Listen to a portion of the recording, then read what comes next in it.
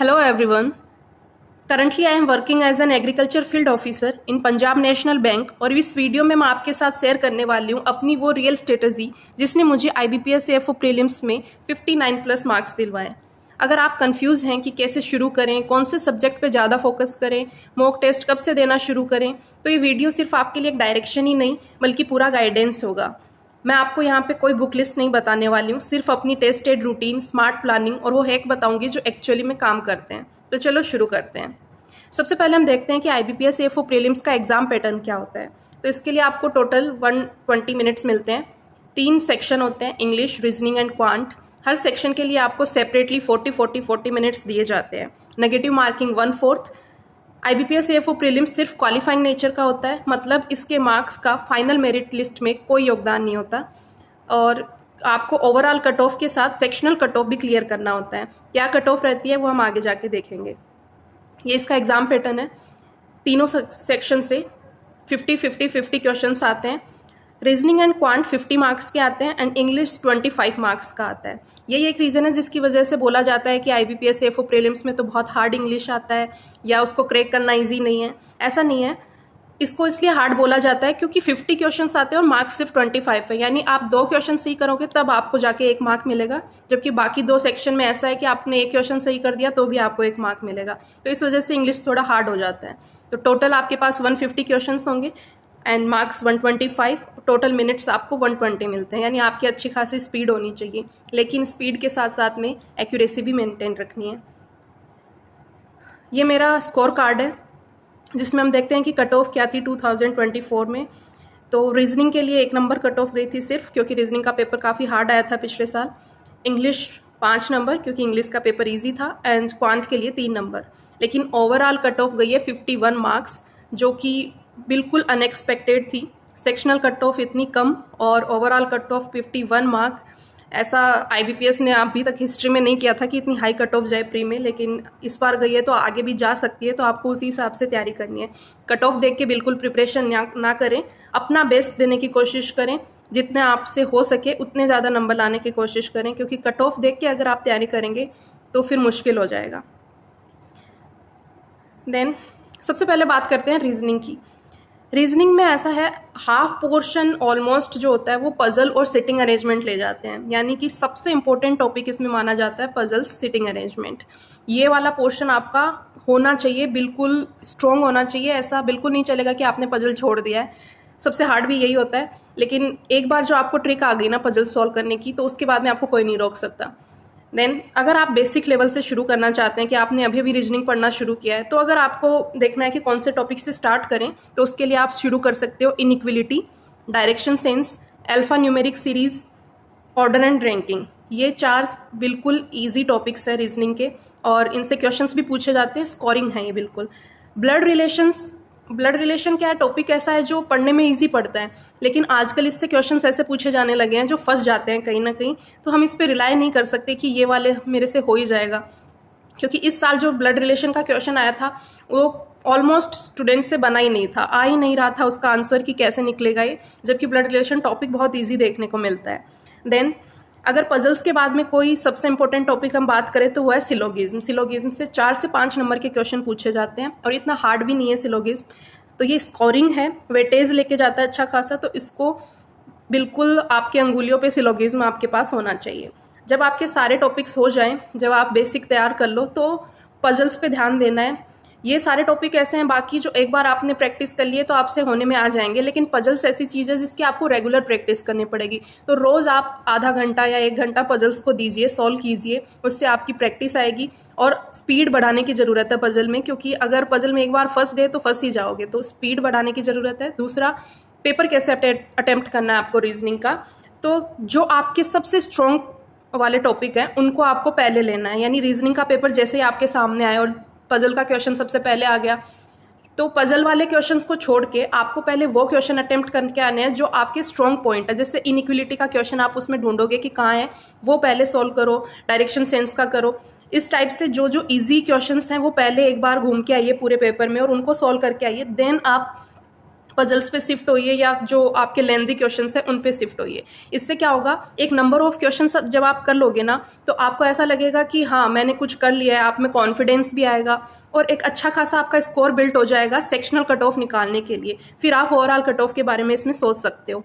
तो इस हिसाब से आपको पैटर्न फॉलो करना है कि मुझे किस टाइप से पेपर अटेम्प्ट करना है। अभी आपका क्या स्ट्रॉन्ग पॉइंट है ये आपको ही ढूंढना पड़ेगा, किसी और की कॉपी बिल्कुल मत करना है इसमें। देन क्वांट में सबसे अगर बेसिक से शुरू करना है तो सिंप्लीफिकेशन सबसे पहले शुरू करना चाहिए, then quadratic equation and then number series. इन 3 टॉपिक से आप शुरू कीजिए और इनसे अच्छे खासे क्वेश्चंस भी देखने को मिलते हैं। 3 टॉपिक में से 2 टॉपिक ऐसे जरूर होंगे जिनसे आपको क्वेश्चन देखने को मिलेंगे। ऐसा पैटर्न फॉलो होता है IBPS CFO प्रीलिम्स में कि इन 3 में से किसी 2 में से क्वेश्चंस पूछे जाते हैं। हर साल चेंज होता रहता है वो, लेकिन IBPS से कुछ भी कर सकता है आगे जाके, लेकिन अभी तक ऐसा चल रहा है। देन अगर सबसे इंपॉर्टेंट टॉपिक की बात की जाए तो DI डाटा इंटरप्रिटेशन आपका सबसे इंपॉर्टेंट टॉपिक है। सबसे ज़्यादा क्वेश्चंस, सबसे ज़्यादा वेटेज यही लेके जाता है, लेकिन ये सबसे लास्ट में आपको पढ़ना, जब आप शुरू करोगे तो सबसे लास्ट में आप DI पढ़ोगे क्योंकि इसमें बाकी सारी चीज़ें लग रही होती हैं। तो सबसे पहले आपने शुरू कर दिया तो ये नहीं हो पाएगा। देन अर्थमेटिक ऑलमोस्ट हाफ लेके जाएगा, आपके क्वांट का पोर्शन का हाफ लेके जाएगा अर्थमेटिक। तो इसमें जो टॉपिक्स हैं उसमें अगर मैं आपको बताऊं कि आप कौन से वाले पहले उठा सकते हैं पढ़ने के लिए, तो वो मेंशुरेशन, क्योंकि मेंशुरेशन में सिर्फ फार्मूलाज लगने हैं, आपको सिर्फ फार्मूला याद करने हैं और फिर अपने आप से सोल्व हो जाते हैं। तो फार्मूला लिख लिख के याद कर लीजिए या स्टिकी नोट्स में चिपका लीजिए mensuration. Then boats and stream and time and work.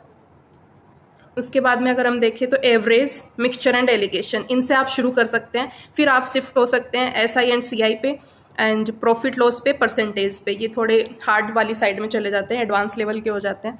लेकिन अर्थमेटिक छोड़ना बिल्कुल भी नहीं है, ऐसा नहीं करना है। अर्थमेटिक एग्रीकल्चर वाले बच्चों को हार्ड लगती है तो छोड़ देते हैं, ऐसा बिल्कुल नहीं करना है। सिर्फ DI और इन सिंप्लीफिकेशन, नंबर सीरीज, क्वाड्रेटिक पे अगर आप सिर्फ इन पे रह गए और इनसे क्वेश्चन हार्ड आ गया तो फिर बिल्कुल होना नहीं है। और आपको ओवरऑल का भी ध्यान रखना है, कट ऑफ का, तो छोड़ना कुछ भी नहीं है।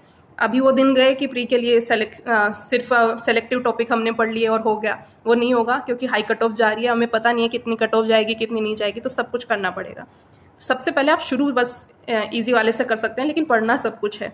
जब आप पेपर अटेम्प्ट कर रहे हो क्वांट का तो कैसे शुरू करोगे, तो वैसे ही जो बेसिक वाले जो मैंने आपको 3 बताए उन्हीं के क्वेश्चंस पहले करने हैं।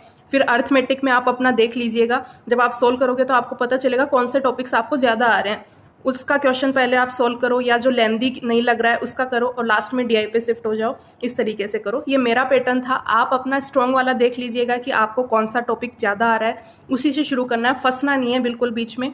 क्योंकि प्री का पेपर ऐसा है ना, आपको जितना आता है वो ज़्यादा मायने नहीं रखता, आप कैसे अपना पेपर अटेम्प्ट करते हो वो ज़्यादा मायने रखता है इसके अंदर।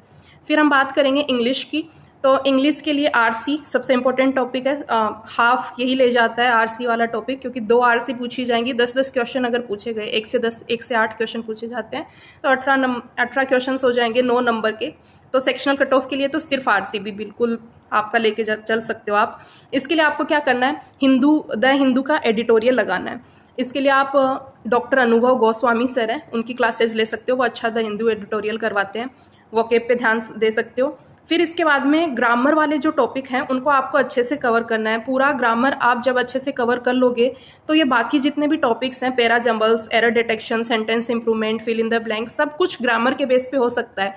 ऐसा बिल्कुल नहीं है कि इसमें रटने की ज़रूरत है, इंग्लिश है तो रटेंगे हम। इसको भी हम मैथ्स रीजनिंग की तरह सॉल्व कर सकते हैं, बस आपको ग्रामर वाला पॉइंट जो है वो स्ट्रॉन्ग होना चाहिए। उसके बाद में यहाँ पे अप्लाई होती है ग्रामर और आप अच्छे से इसमें स्कोर कर सकते हैं। इसके लिए भी वही डॉक्टर अनुभव गोस्वामी सर जो हैं उनकी क्लासेज आप ले सकते हो ग्रामर की। वो बहुत अच्छे से बताते हैं कि कैसे यहाँ पे अप्लाई करना है, क्या करना है, सब कुछ। क्वांट और रीजनिंग के लिए आप यूट्यूब से क्लासेज ले सकते हो। अड्डा 24/7 की, अड्डा 24/7 की अच्छी है क्वांट एंड रीजनिंग की। इसके लिए आपको कोई अलग से कोचिंग लेने की ज़रूरत नहीं है। तीनों सब्जेक्ट आप यूट्यूब से सिर्फ पढ़ सकते हो और अच्छे से पढ़ाई कर सकते हो इसकी। फिर हम बात करें कि मैंने क्या फॉलो किया था, तो वही यूट्यूब क्लासेस रीजनिंग, क्वांट और इंग्लिश के लिए। रीजनिंग और क्वांट के लिए अड्डा 24/7 और इंग्लिश के लिए डॉक्टर अनुभव गोस्वामी सर। और शॉर्ट ट्रिक्स के लिए आप अलग से सेशन ले सकते हो क्वांट के। देन मॉक टेस्ट सबसे इंपॉर्टेंट है प्रीलिम्स में, मॉक टेस्ट देना जितने ज़्यादा हो सके। कोई नंबर नहीं है कि कितने नंबर देने चाहिए, कितने मॉक देने चाहिए, जितने ज़्यादा हो सके उतने ज़्यादा मॉक टेस्ट दो। प्लेटफॉर्म की अगर बात करें तो आप टेक्स्ट बुक का ले सकते हो। टेक्स्ट बुक के प्रीलिम्स के पेपर बहुत अच्छे हैं। एसीसी के ले सकते हो या जो भी आपको बढ़िया लगे, ऑली बोर्ड। मॉक टेस्ट देने हैं चाहे कहीं से भी दो। इसके लिए आप पहले जब आप शुरू में पढ़ रहे हो तो सेक्शनल टेस्ट दो कि रीजनिंग का अलग से दे दिया, क्वांट का अलग से दे दिया, और जब आपका अच्छा खासा सिलेबस कंप्लीट हो जाए तो फुल लेंथ टेस्ट देना शुरू करो। और टेस्ट देने के बाद सबसे इंपॉर्टेंट आप उसका एनालिसिस करेंगे। बिना एनालिसिस के टेस्ट देना कोई मतलब का नहीं है, मत दो चाहे।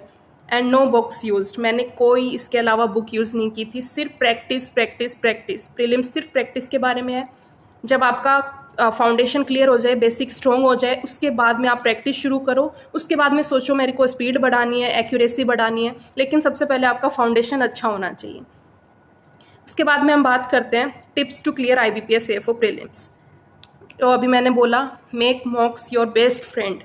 फुल लेंथ मॉक जो है वो रेगुलरली आपको अटेम्प्ट करना है, एनालिसिस करना है और क्यों क्वेश्चंस गलत हुए उसको चेक करना है। Then focus on speed and accuracy. जब आपका सब्जेक्ट अच्छे से तैयार हो जाए, जब आपका फाउंडेशन बिल्ट हो जाए, तो आप स्पीड और एक्यूरेसी पे काम कीजिए। अगर दोनों में से देखें कि क्या ज़रूरी है, दोनों ज़रूरी है, लेकिन एक्यूरेसी ज़्यादा ज़रूरी है। क्यों? क्योंकि स्पीड में आप निकल गए, 50 में से आपके 25 क्वेश्चन गलत हो गए फिर, लेकिन एक्यूरेसी अगर आपने मेंटेन किया, आपने क्वेश्चंस 40 ही किए लेकिन उनमें से आपने 35 36 सही कर दिए, तो ज़्यादा मायने रखती है एक्यूरेसी। लेकिन प्रीलिम्स के लिए आपके पास स्पीड भी अच्छी खासी होनी चाहिए। तो इसके लिए आप जैसे आप प्रैक्टिस कर रहे हो तो टाइमर लगा के सोल्व करो। खुद से ही अपनी स्पीड का कंपटीशन करो कि मैंने कल इतने टाइम में इतने क्वेश्चन किए थे, तो आज कम से कम एक क्वेश्चन में इसमें बढ़ाऊँ। Then sectional strategy matters. जैसा मैंने आपको बताया अलग अलग के लिए कि कौन से टॉपिक्स जो हैं वो इम्पोर्टेंट हैं, कैसे आपको अटेम्प्ट करना है पेपर को, उस हिसाब से रीजनिंग, क्वांट और इंग्लिश को अटेम्प्ट कीजिए। सबसे पहले ध्यान दीजिए कि आपको सेक्शनल कट ऑफ निकालनी है। फिर आपको समझ आएगा जब आप पढ़ लेंगे कि रीजनिंग, क्वांट, इंग्लिश में से आपका क्या स्ट्रॉन्ग है, तो उस स्ट्रॉन्ग वाले पार्ट में से ओवरऑल कट ऑफ को खींचने की कोशिश कीजिए। लेकिन बाकी दो को भी अच्छा खींचना पड़ेगा क्योंकि कट ऑफ जा रही है हाई। लेकिन फिर भी आपके एक या दो ऐसे होने चाहिए टॉपिक्स जो आपको कॉन्फिडेंस दे सकें कि हाँ मैं इसकी बेसिस पे ओवरऑल निकाल लूँगा।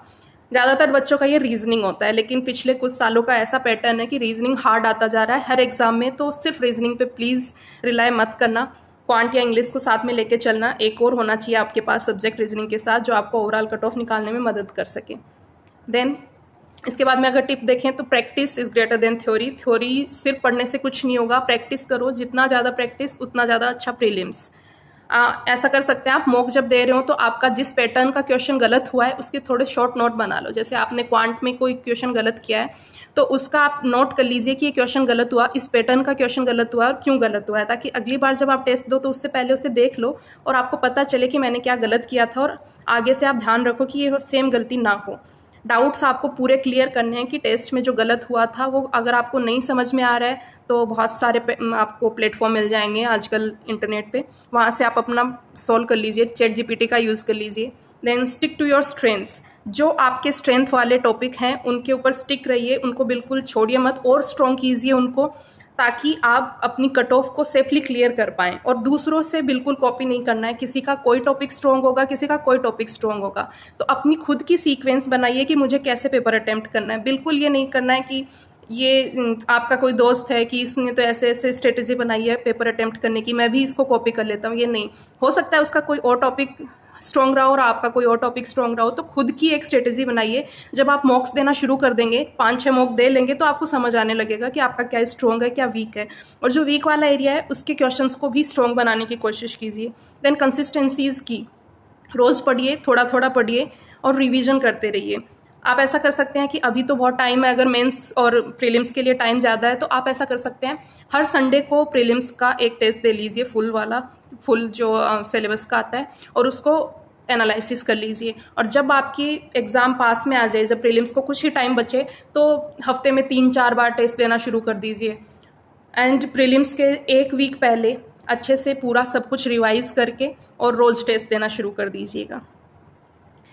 देन बस यही था। अगर आपको इसके अलावा कोई और डाउट हो तो आप पूछ सकते हैं, मैं आपको आंसर कर दूंगी कमेंट बॉक्स में, या तो कुछ सेपरेट वीडियो बना दूंगी। Thank you so much, bye bye.